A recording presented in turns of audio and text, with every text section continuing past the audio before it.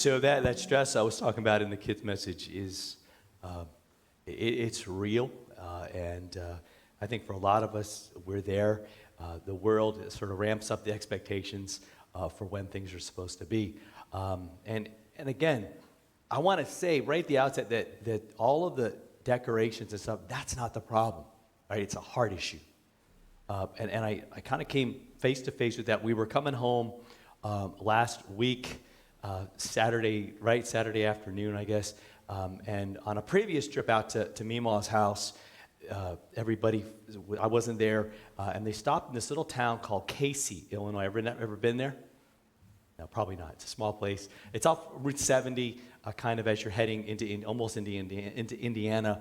And it's known for having the biggest, there's a giant taco that's there. There's a giant pencil, a giant chair. The chair's kind of creepy because it looks like a giant left it. You know, it's that big. It's huge. In fact, the mailbox they have, you can climb up, you can go upstairs and into it. That's how big it is.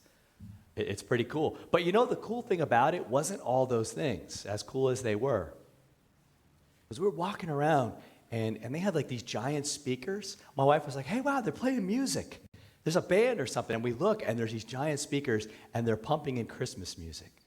So you have this soundtrack, and everybody's like in flannel shirts. They got their scarves, they got their hot cocoa, and they're, and I'm thinking it, and I'm not kidding you. My wife and Katie both said, it feels like we're in a Hallmark Christmas movie. And I was like, you too? Because it was like your typical Midwestern small town, Saturday afternoon, Christmas. You go into the coffee shop, it's all decked out. You go into every store and they're selling, little signs that I love, pray for snow, and it's got a little snowflake on there. And I'm like, oh man, I am so into this. They had someone dressed as the Grinch. I mean, I was like, man, this is amazing. But then I realized we got to get in the car and drive 12 hours. And I'm like, oh, there goes that peace. There goes that like cozy, warm feeling. I was like, let's just move in. I don't want to have to do that drive. Because then I got to go back, and I had really almost done nothing in terms of getting ready. And I'm like, man, I'm so far behind. I'm usually done before Thanksgiving, and I could enjoy it. And I'm going, oh, there it is. I feel like a broken record. Like every year it feels like you do this, right? It's like, okay, this year I'm going to really take a running start at it. You know what I mean? Like all those last years were like kind of half-hearted efforts. This year I'm going to back up and I'm going to try to run. And it's just going to be incredible. It's going to be, as the thing says, the best Christmas ever. Anybody have that one yet? Like I'm still waiting. See, but here's the problem. It's not the stuff. It's like, but I'm putting weight on things that my plastic Christmas tree was not meant to bring me peace. Right? The lights, it's all meant to point me to something bigger, to Jesus. He's the one who brings me peace. And so, I'm glad I had this passage this week. And I want to share like kind of what Jesus is talking about, because his version of peace, and he says it a lot, particularly in John's gospel. He's talking about peace. He says, my peace I give to you, I don't give like the world gives. When Jesus gives you peace, it's the world. Think about this. The world can only talk about peace, right? The world can only wish you peace. I hope you have a peaceful time. If you're stressed out, you're like, man, I wish I could have some peace and quiet. But peace, even between people, that's all God, right? That's a God thing. For someone to stop hating someone else and actually truly not tolerate them, but love them and wish the best for them, that takes God's work. It takes this miracle of faith that he gives to us, where I remember that I'm forgiven by him. I remember that I am loved by him, even though I don't deserve it. And so that whatever this person has done to me is nothing compared to the offense that I have done to God. And my forgiveness will pale in comparison to his. So the prayer is that when we think of peace, especially between human beings, that we remember that it's literally based on and flows from the forgiveness and the peace that God brings to you, that Jesus brings to you. In John 16:33, it was the last part of that gospel reading. Jesus says, I have said these things to you that, look at what he says, in me you may have peace. Not in having Christmas cheer, not in having the decorations just right, the perfect presence, the perfect timing and all of it. No, he says, in me, you may have peace. See, in the world, I shouldn't be surprised. We shouldn't be surprised when all the world gives us is tribulation and gives us grief and misery and difficulty and extreme disappointment. And he's like, that's what you're going to get if you're hoping to get peace and joy from the world or hope, as Pastor Carl talked about last week. Let me just ask you, is the world giving you any hope right now? Right? When you go into your social feed, do you see anything that says, oh man, there's hope? I'd be willing to bet, like if it says hope in any way, shape, or form, that's a preacher that you're seeing on. You're seeing me, you're seeing somebody else. Oh man, there's hope, and it's in him. All the other stuff, man, it just lets us down. In the world, you're going to have tribulation, but he says, but take heart. I have overcome the world. And I need to hear this, and you need to hear this. We all do.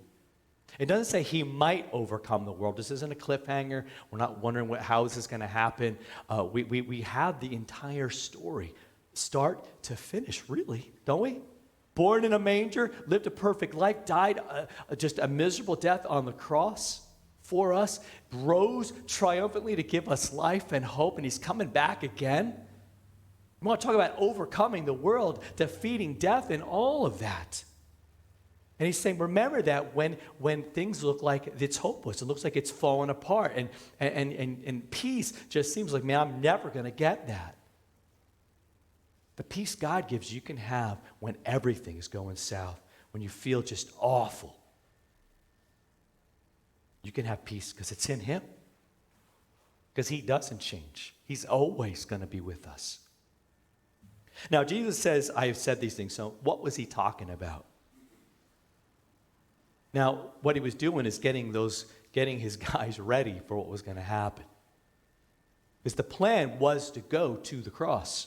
And could you imagine that? Like you've left everything to follow Jesus, right? You were one of those fishermen, man. You leave the nets behind, right? You're Matthew at the tax collectors, but you leave that behind, and right, all your chips are in on Jesus, and right, and you go and you follow him around for 3 years. You see him raise the dead, give sight to the blind. You see him do all these things, and now he starts talking about sacrificing himself. Can you name a movie where the plan is for him to sacrifice himself? It doesn't exist. The hero triumphs. Every Marvel movie I've ever seen, that's the idea, right? And that's the fear. Like, oh my gosh, he's going to die. But for Jesus, that was the plan. Like he went in, knowing that's what had to happen. And so he says to them, like, a little while, and you will not see me, he says in verse 17. See, they didn't want to even talk to him. They were like freaked out about this. Well, like, Jesus, what are you talking about here? Now, again, these guys give me such comfort because they don't have it all together any more than I do. Because Jesus had just gotten through talking about the Holy Spirit as well. He's like, yeah, I'm going to leave you, but I'm giving you the Comforter. I'm giving you the Holy Spirit. The greatest gift you will ever need, is with you. Better than a life coach, better than in any kind of, mentor you could have. It's the Spirit living within you. And he's not going to leave you as orphans at all. You're going to be more than okay. I'm going to the Father. But they didn't get it. And so he says, I know you're asking yourselves this. What did I mean when I said that? And so what he's saying is, what's going to happen is he's going to go to the cross. He's going to suffer and he's going to die. And they're going to be crushed by this. And in fact, it's going to be so bad, think about this, that the world is going to, he says, is going to rejoice. Do you remember in the book of Revelation when we went through the Revelation series? Like, he calls it. Like, the world's going to go, yes, we got you.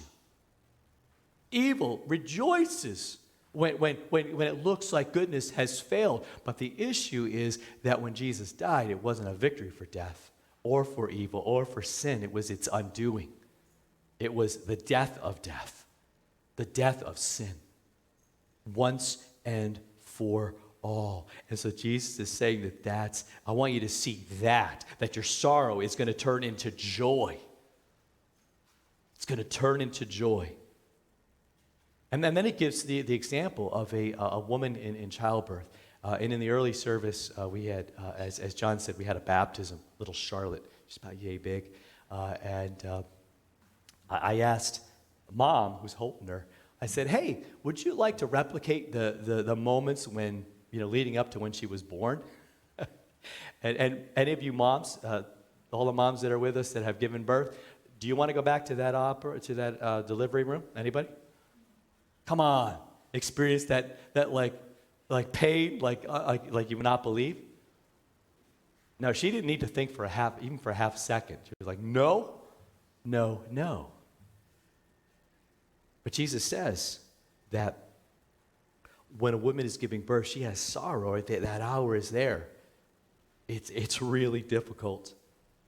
But something incredible happens. That when she's delivered the baby, she no longer remembers that anguish, because the joy is that a human being has been born into the world. That baby's all she could think about. It's just kind of a weird thing, right? All of the difficult, all the breathing, all of the trying to get through it and push it, right, and all that stuff. And I'm a guy; I've never had to deal with that. It just kind of disappears. Because you have this joy, this bundle of joy. And he says, that's what it's like. That pain is difficult. It's greater than you can even imagine, because it's death. But God is bringing life, the joy that's there. And look at what he says. He goes, your hearts are going to rejoice. Even though you have sorrow now, your heart's going to rejoice. And he says that no one will take your joy from you. Now, next week, we're going to talk about joy. And I think you're going to see that these four things, hope, peace, joy, and love, it's going to be, it's not where they have lanes and they're going to stay in their lanes. There's so much overlap. Because you can't have peace, right, without hope. You can't have, right? So if you don't have hope, you're not going to have peace. And again, you're certainly not going to have joy, and certainly love is going to be non-existent. You see how it works, and we're going to see how that all comes together. And then he adds in, I kind of want to end on this, that he talks about asking stuff of him. Because you haven't asked me. Now remember, back at the beginning of the passage, they didn't want to say anything. And isn't that kind of what we are? Like when we're really up against something, we just like, all right, I don't want to trouble God with this, and so we fret and we worry and we get all bent out of shape, and God's going, why don't you just bring this to me? And we feel like, man, I got to solve it. Maybe it was something that I caused. Might be an attitude that I have, something I can't shake. It could be something that just keeps dogging me. Maybe it's been dogging you, and you're like, man, I'm the one who's got to deal with this. And it's like Jesus saying, well, how's that working out for you? Right? The fact that you keep failing, maybe that wall you keep hitting is God's way of saying, maybe you need to bring this to me. Just like like Jesus could read their minds. He knows what's going on in our hearts. So he's saying, ask me, and I'll give it to you. Ask. I want your joy to be full. I want you to have hope. I want you to have peace. It's like, I want you to have joy. I want you to have all those things. Regardless of where you're at on your decorating schedule or the Christmas card schedule. Like when that thought intrudes, I want you to say, you know what, Jesus, how about you remind me again that in you I have peace. In you I have hope. In you I have all that I could possibly need to have the best Christmas ever. Ever. I want us to get into January, February and go, man, that was a great Christmas. Everything fell apart, right? Flights got canceled. Everybody got the flu or whatever it is. I pray that doesn't happen to you. But that you can go, but you know what? But it was just, it was the best because Jesus was there. Right? And he's here right now.